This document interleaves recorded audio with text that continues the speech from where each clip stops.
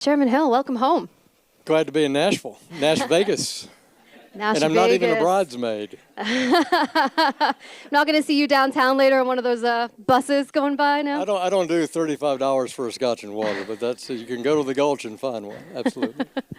Well, I believe you graduated from Vanderbilt in 1979 with an economics degree. Back then, when you were a student, did you have any aspirations at all to be in government, to take on a public service role? You know, I don't think that I did, but it was at Vanderbilt where I really learned my appreciation for international business. I had an amazing professor in the history department who was Korean. He was a Korean American, and he taught every summer at the Getulio Vargas Foundation down in Rio de Janeiro. He was a Spanish and Portuguese speaker and an expert in Latin American economics, which is really got me interested in Latin American economics, so I took all those classes. And Vanderbilt at the time was famous for its economics department among all the schools and finance ministries in Latin America. So I really, at Vanderbilt, connected with international business, which I've been in and out during my career.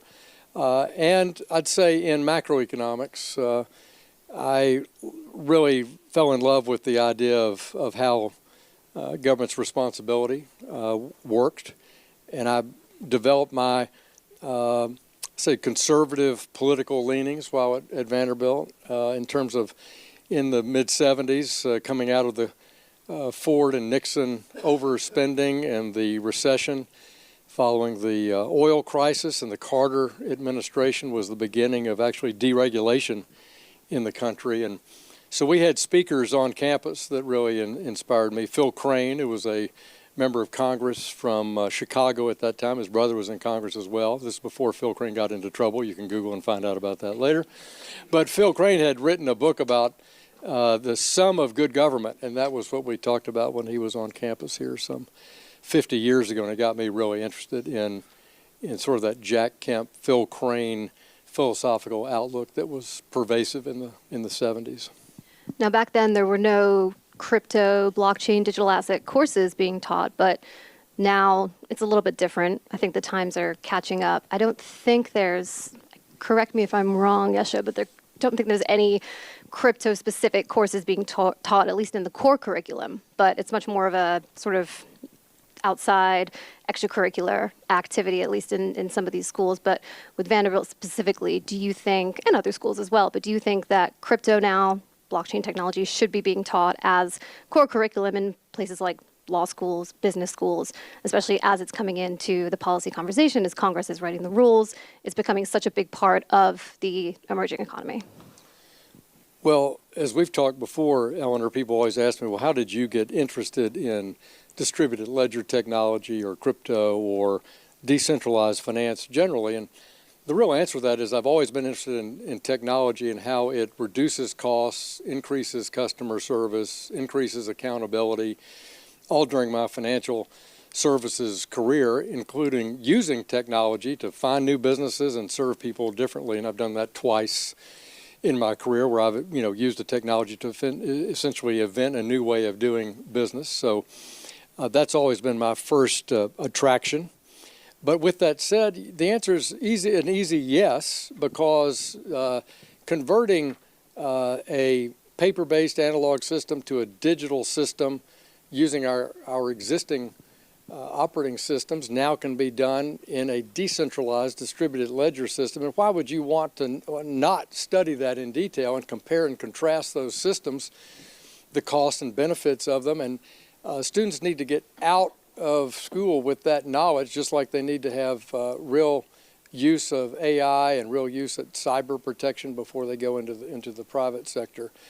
So again, my attraction to it had nothing to do with Bitcoin or any digital asset per se, other than the Bitcoin white paper that demonstrated the mechanical success in a distributed ledger technology and the validation thereof. That's what attracted me. And I immediately said, oh, here are all the things we can do with that. So there was no squeaky wheel there. I was a forest guy, not a tree guy. I think a lot of people get into this, interested in this with a tree. Bitcoin might be a tree. It also happens to be a successful blockchain. or they find something they're interested in. But to me, it was the system. And therefore, I look forward to the competition. I think we're going to have dramatic competition in writing code and on the backs of different blockchains for different purposes, whether it's Ethereum or Avalanche or Bitcoin. And that's what's exciting to me about the future of this technology. Mm-hmm. And you coming at this from a banking perspective as well, being a former banking guy, so you kind of get the whole ecosystem perspective of it as well. So before we get into the great stablecoin yield debate of 2026, I do kind of want to just take a step back and take a look at how we got here, because it's been 3 months in the making of the Senate debating over this issue that was really a genius issue, not a market structure issue. But there's two kind of competing schools of thought as to how we got here. The banks will say that Clarity was supposed to always revisit the issue of this so-called loophole, right, when it comes to stablecoin yields.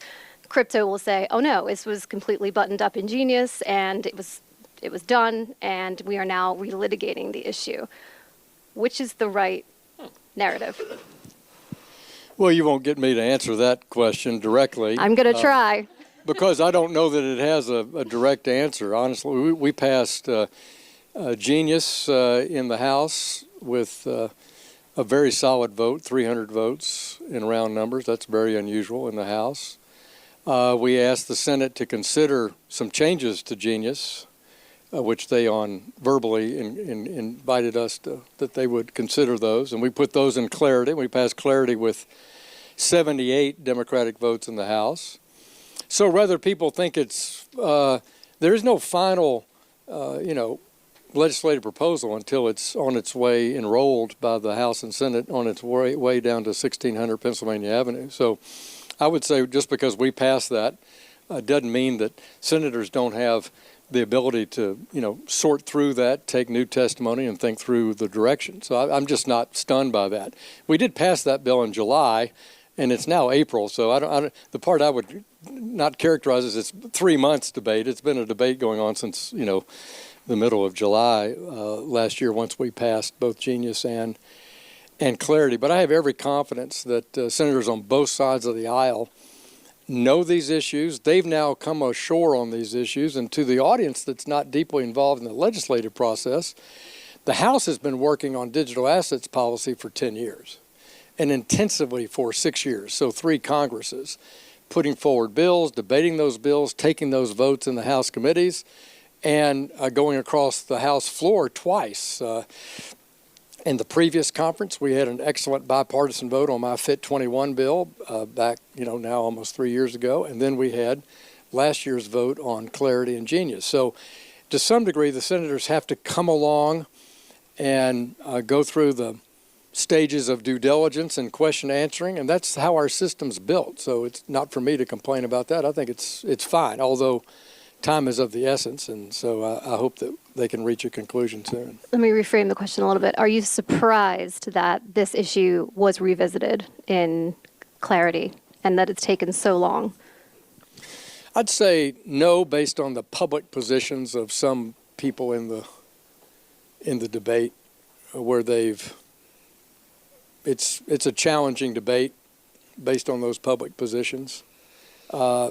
I go back to sort of basic tenets. I'm a very practical, problem-solving type personality. We said no yield, but we also said that bank and non-bank issuers would all have the same compliance burdens, same capital requirements, same process. And the implication in FIT 21 and in Clarity was same business, same rules. So to me, that implies sales practices too. So if you're going to have sales practices around the use of a dollar-backed stablecoin, that applies to everybody, whether it's bank issued or non-bank issued, whether it's accepted on an exchange or not. And so I thought when the Treasury did their advance publication in the Federal Register about their rulemaking, they asked all those very basic questions. How should we think about this? And it implied sales practice concerns. So I'm not really surprised it's come back up, and I'm not really surprised of the character of the debate. But again, going back to my, founding roots in this topic, I think this is something that can be a solution can be found that is fair-minded to bank and non-bank issuers and people either in a decentralized use of a stable coin or a stable coin attached to an exchange. I just, it is, Charlie Munger would say, it is not in the too hard pile. This is a solvable situation. Yeah, and while there's no announced deal at the moment, what we saw in the last, week and a half is that what probably is going to happen is something along the lines of a deal that looks like yield or rewards that are not going to look too much like a bank deposit, right? And that's something that you've personally been an advocate for. Retail, I think, would probably take the opposite view. What would you say to retail investors or to crypto Twitter, as it were, who are upset at what they see as Washington, quote unquote, selling out to the banks, or, at least taking the side of the banks, maybe in expense of stablecoin adoption or broader industry adoption, as they would say? Well, again, I don't, the Senate debate may feel that way. I never saw an instinct of that in the House during our debate. I mean, I think we were technology oriented, neutral to a bank or non-bank issuer, and we tried to create the rules of the road, both in Brian Stiles' Stable Act, which was our House companion to Genius, or in Bill Hagerty's good work that you heard the backstory on this morning. I view, personally, this is my personal opinion, I view stable coins in some instances in a rich, developed country like the United States as a transitional product, not an end product. So when my bank tokenizes my deposit, why would I need to go to a third activity in order to complete a blockchain transaction? I don't think I will. I think I'll debit cash in my bank account and credit the payment on the blockchain and not require necessarily the conversion to a dollar-backed stablecoin. That would be different in a corporate cash management situation, potentially, a B2B transaction that's cross-border. It certainly would be the view outside the U.S., writ at large, and I think Bill did a great job this morning talking about the power of dollarification, and Bill Hughes did as well, of that value outside our borders or outside of a developed country.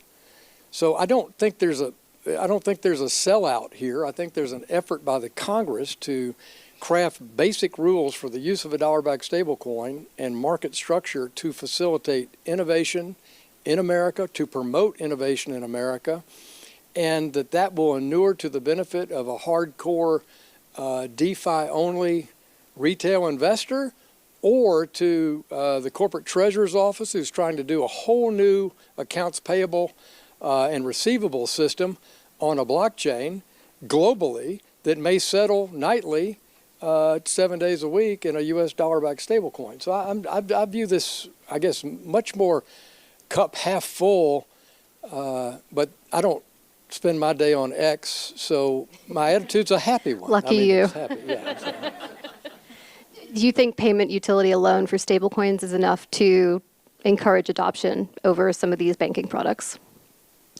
I think again, it's back to that use case. No matter, you've got to think about the appeal you're making to the corporate treasury at a big, Fortune 500 company with 50% of revenues offshore, about that functionality of it, and then how it might be for a domestic manufacturer who just wants to simplify a programmable contractual nature of making payments. So I think the payment aspect of it, I mean, I hate to say this, it was like the most attractive to me. I know that people are trying to build a whole enterprise around just the fact that, a dollar-backed stable coin, but to me it is an attractive, more competitive delivery of a payment. And I think that's going to bring down, we see payment innovation and infrastructure will go up. Intermediary costs of making a payment are going to go down. Accuracy, fraud prevention, all the things that we think about will benefit from it. And I think that's a pretty significant use case. And I see a lot of people out on television saying, oh my God, I don't know what this is. But secretly they have like teams of people working on this to do exactly what I'm saying. So I'm not sure I believe everything I hear across the spectrum on this topic, because people do recognize it, that it has tremendous expense and compliance and programmable contractual settlement benefits. Okay, so I got 5 minutes left with you alone, Chairman Hill, so I'm going to skip a couple questions here, but I do want to get to just general timing on what could be possibly the House getting clarity back. Obviously, we're looking at a Senate banking markup potentially at the end of the month, maybe Senate floor time in May, maybe later than that. But given the recent tensions with the Senate over the housing bill, are you expecting a smooth handoff and potential negotiations with your Senate counterparts around clarity? Well, we have a good working relationship both with Senate Ag and Senate Banking on this issue, both at the member and the staff level. We've spent hours and hours over the last 4 to 5 years with staffs on both sides of the Hill and members on both sides of the Hill. And I think that that collaborative work will lead to, finding a landing spot for clarity. And we just are eager to continue the consultation work we do with the Senate process as they wrap it up, and then just hope that they can get it as completed over there as soon as possible so that we've got time to do the same in the House. What do your members think about the draft that was released in January? Open-minded. We noted there were a lot of changes made to conform with clarity as passed in the House. And so, it's a step. It was a step compared to some earlier drafts. It was a good step in the right direction, and like I say, I hope that Democrats and Republicans there can find a good landing spot. And assuming clarity, or not assuming, maybe clarity doesn't pass. I'm not trying to put the bad energy out there, but if it doesn't pass, then what does 2029, in your opinion, look like for crypto in general and for the crypto market and maybe the overall market? Under 29. We're looking in the future here. Under a Democratic administration, potential Democratic administration. Well, first of all, I would say that implies that this bipartisan coalition that's come together over the last 5 or 6 years post FTX and post all the work done in the House and Senate under both Democrats and Republicans, that somehow you're implying that in 2 years of the House being Democratic and the Senate Republican, say, for example, that we couldn't re-up this bill after the midterm elections. I find that a false premise.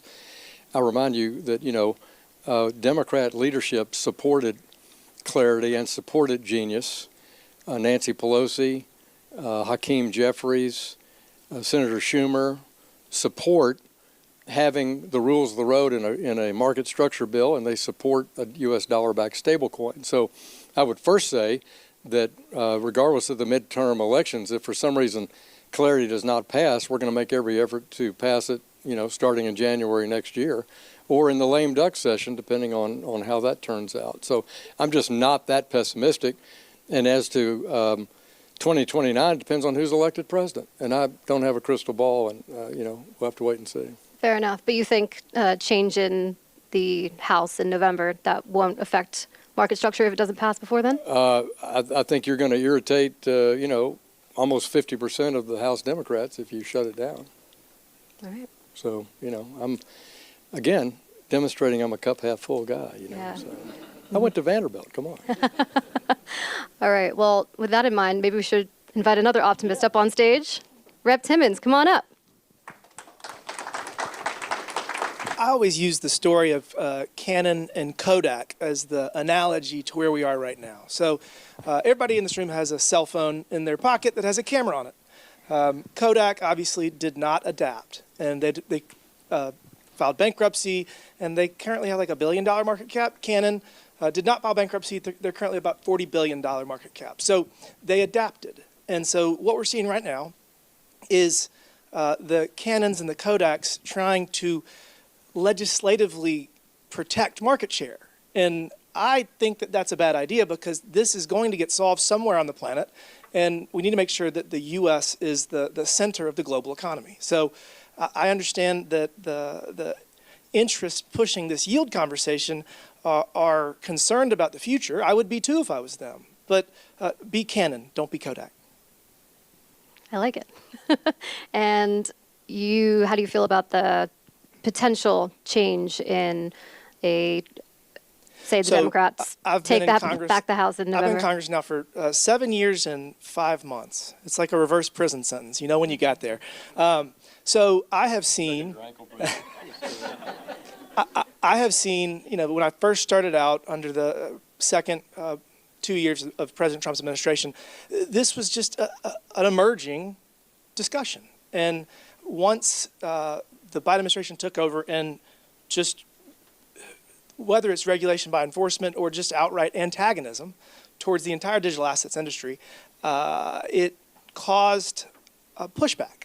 And that pushback made this front of mind for everyone in Washington. And it is no longer popular or even advisable to be anti-emerging tech, anti-digital assets. If anything, it's do so at your own risk. So the world has changed, and I think both Republicans and Democrats want to get this right. They understand the importance of it. They understand that if we miss this, if we don't get it right, that the future is not looking good for us and for the U.S. economy. The world is changing, and it's changing for the better. It's creating efficiencies, and I couldn't be more excited about where that takes us. But the thought that we would not get this right and not get this done is just a non-starter. So we will get it passed, whether it's in the next couple of months or next Congress. It will get done, and we have to get it right. You mentioned not advisable in there, and I can't help but think super PACs are on your mind there. I was one of the larger recipients of outside spending, and I probably wouldn't be here without it. So not that I like my job very much. I actually don't like it, so they probably didn't do me any favors. But seriously, we've never in our country's history seen such extensive outside spending where they're just asking for rules. They're not actually, this is traditionally you have interests that are trying to protect market share or trying to pursue whatever objective. And in this case, the interests that are spending heavily in political elections just want rules. I mean, honestly, to some degree, they're like, we don't care. Just don't make us deal with lawyers, make us deal with laws. Because, I mean, the amount of money that was spent and the amount of growth that was stifled because of the Biden administration's approach to this was just incredible. And, I mean, we got to stop that. Let me add to that point, because your Canon, Kodak moment was good. What if sometime in the 90s we said, well, we're not going to allow the Macintosh operating system to exist. We're only going to have Microsoft, DOS, then Windows. And government's putting their thumb on that scale. You just wouldn't do that. In fact, the whole decade of the 90s was the opposite, where we decided not to tax the internet, but to let the internet flourish, including bad stuff on the internet. At the time in the 1996 debates, it was all about, oh my God, this is just one giant online pornography thing. We need to shut it down, need to block it. And the idea was, no, we're going to let people code and develop companies and their businesses, and then regulate that business on the internet. And so I think you're so right that we're just trying to have rules of the road and let the private sector flourish. I'm going to add one thing to that. So something that most people don't think about as one of the biggest benefits of this entire movement is I would argue it's going to pose a huge challenge to authoritarian governments, because China, India, Iran, Russia, you can't move money. You can't leave. You can't take it with you. So I always laugh when I walk through the airport and it says you have to declare over $10,000. I have a non-custodial digital wallet on my phone where I could have every dollar I've ever made, whatever. And so the world is changing, and governments' attempts to control their population using traditional finance are going to be gone. And so that's going to be good. That's going to be positive, because people are going to be more informed. They're going to have more liberty, and you're going to see authoritarian governments not be able to control their populations. And I mean, that's just one part of it. The other part of it is information. Starlink is going to change the world as well, because when governments can't control their population's information flow, they can't oppress them. So again, we have done so much for the world in so many different ways. For us to get this wrong would just be really tragic. So we're going to get it right. We might trip and fall a few times, but we're going to get it right. I want to just go back to Fair Shake and the PACs really quickly. Obviously, we know, as you mentioned, the influence that they had in the 2024 elections, and we're seeing a couple new super PACs and PACs, hybrid PACs, whatever kind of PACs you want to call them, popping out in the last couple days, couple weeks.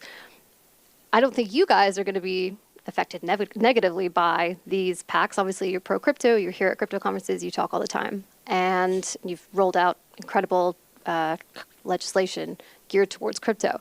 However, I would imagine some of your colleagues in the House are maybe a little bit worried about some of that spending. How seriously do you think that they are taking the influence of some of these PACs? So I don't think it's a bad thing. I mean, don't get me wrong. It could be used for evil, but it has not yet. So I've had a dozen candidates in the last 6 to 12 months call me and say, I got to fill out this questionnaire.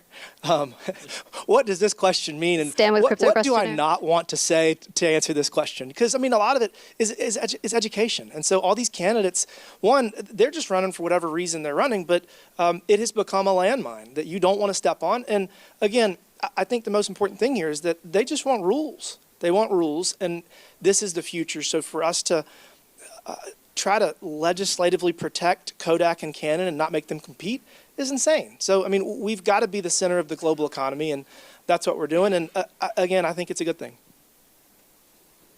He's like, I don't want to answer that. No, I'm good. I agree with that. So you would say it's socially unacceptable to be against crypto? Ill-advised. And I would say, just, a big picture point of view, the fact that people always try to connect big spending in the summer of 2024 with quote unquote, a pivot moment in bipartisan, bicameral support. And I just always take the opposite side of that argument. I think it's the 10 years of work by people in this room, year in and year out, hour in and hour out, to come up and testify before Congress, send materials to read, meeting with staff, talking through the case studies of distributed ledger, the issues in and around crypto, and I credit Kevin McCarthy, our former speaker, Patrick McHenry, the former chair of the House Financial Services Committee, Lamas over in the Senate, Gillibrand, others who have been hardcore interested in this topic area for a long time, so that education had been delivered, and then we put votes on the board. We asked people to vote for FIT 21 2 summers ago of 23, right, Nick? 23. And so people were on the record, where are you on this concept? And they voted. And then when you're on the record, that gives you a chance for the political process to, to speak, because, well, now there are people that are pro-innovation and people who aren't pro-innovation. And I would say that they've worked mighty hard in that political activity to be bipartisan. And that's why the work we've done has been bipartisan in both chambers. I think that's a good thing. Do you think it's a good thing that some of these crypto firms are now coming under the regulatory umbrella of entities like the OCC, the FDIC, the Fed? We're seeing multiple crypto companies now applying and getting approved for trust charters. We've got one company with a conditional Fed master account approval. Would you say it's a net positive that these companies are coming under, regulatory guidance is not the word I'm looking for, coming under regulatory scrutiny and scrutiny? Yeah, sure. I mean, to the extent, this will, to the extent that companies want to come into the payment space, be covered by all the consumer financial regulations associated with payments, which are immense, then doing that through either an FDIC or OCC related charter element, give you a national presence, particularly at the OCC, and that lowers compliance costs for some of those payment entities than they have if they were just money services businesses, state by state, without a federal charter. And I think the Fed for several years has thought through this issue of a narrow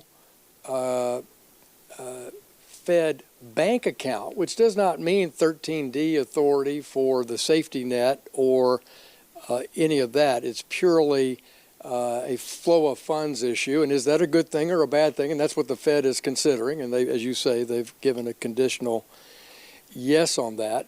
And all that could lead to a federal payments license, which would be for bank and non-banks under, again, a similar set of rules. And I think you'll see our committee take up that as a topic for a hearing.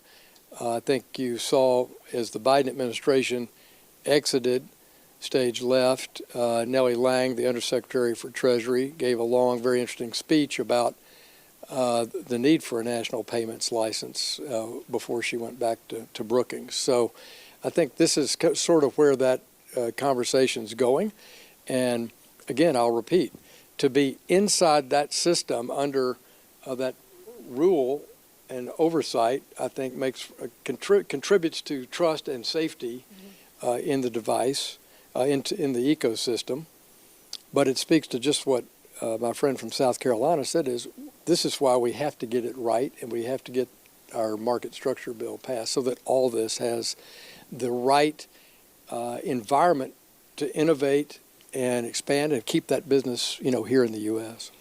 So you gave a little teaser of what might be next in House Financial Services when it comes to crypto, but maybe Rep. Timmons can expand. Beyond clarity, what else can we expect? We saw the tokenization hearing, and I think it was your most watched ever, someone told me? I've been working on tokenization for a while now. Yeah. I'd hoped that we could include it in one of the bills, but it has to go through Energy and Commerce as well, which is it's already a heavy lift. Including Energy and Commerce would be very difficult. So I think that's next. I think there's a number of different legislative proposals that we're going to be considering, because we just have to layer on all of this other regulatory certainty that's necessary for the innovation to occur, but also for the investment to occur. It's hard to raise money if you don't know the law. It's hard to raise money for your business. It's hard to invest and expand if you have the uncertainty that we currently have. So again, that's why we have to get it right. And we're going to start with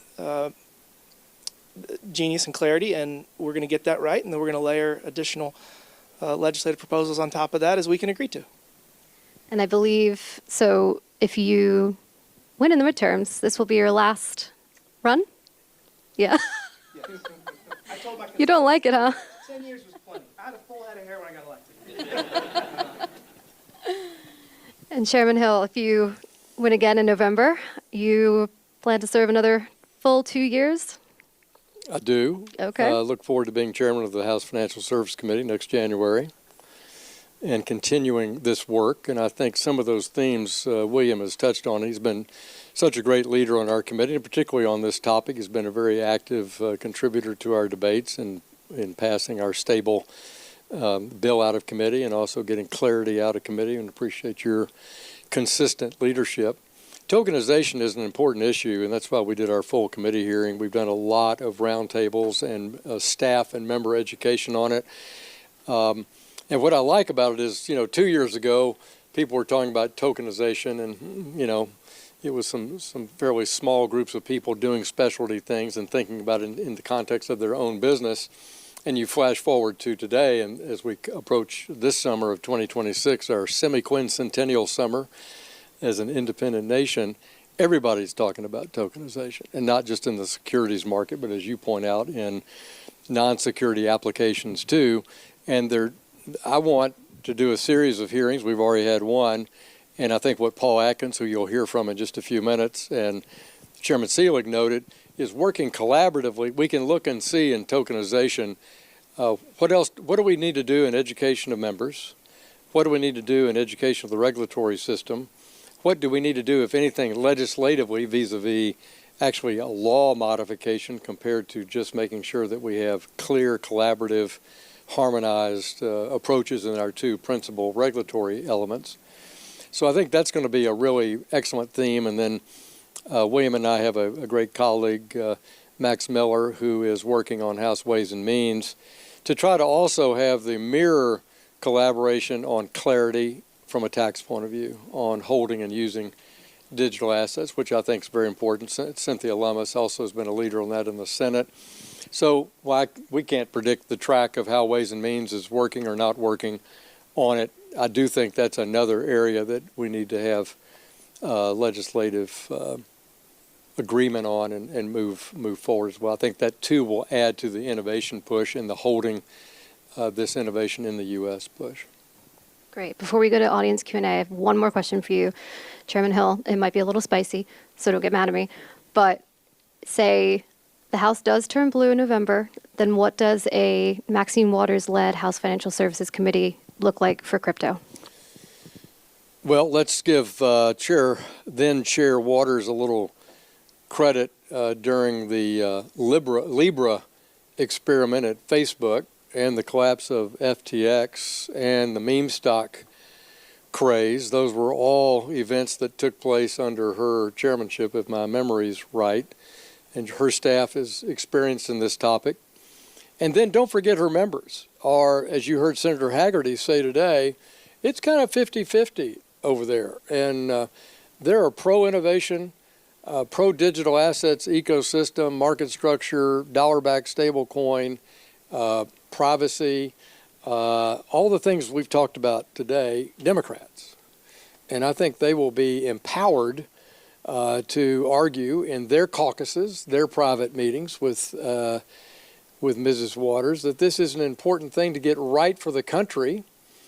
And I don't know how Chris feels, but I mean, I've seen Mrs. Waters move to that positioning to some degree compared to 5 years ago or at the beginning of the Biden administration when Chairman Gensler at the SEC almost, it was my impression that whatever his press release was the position of the Democrats on the committee. But over that 4 years, as again, William talked about, and you heard in the previous panels this morning, all that changed. So I don't automatically think it would be a zero at all. I just, I'm not there. I want to be the chairman, and I want to be the one to deliver that product because I think we have good solutions and we can do it in a very straightforward way. But do you feel differently about that? Yeah, you've observed it. I don't. I'm going to clarify. I don't think that the Democrats are 50% pro-innovation and 50% anti-innovation. I think that the 50% that are not supporting these efforts would prefer to use these legislative opportunities to do what they always do, to try to reshape society and their perfect worldview, to try to address perceived inequities, racial, socioeconomic, to be every American's second mother. I always joke, I have one, she's plenty. They want to protect everybody from themselves and from everyone. And so I think if there were to be a transition, which I don't think there will, I think that the only thing that would change would be some weird stuff surrounding consumer protections and some sort of additional standard Maxine Waters add-ons that just make no sense, but we stomach them to get the job done. But I don't think that's going to happen because we're going to win the midterms.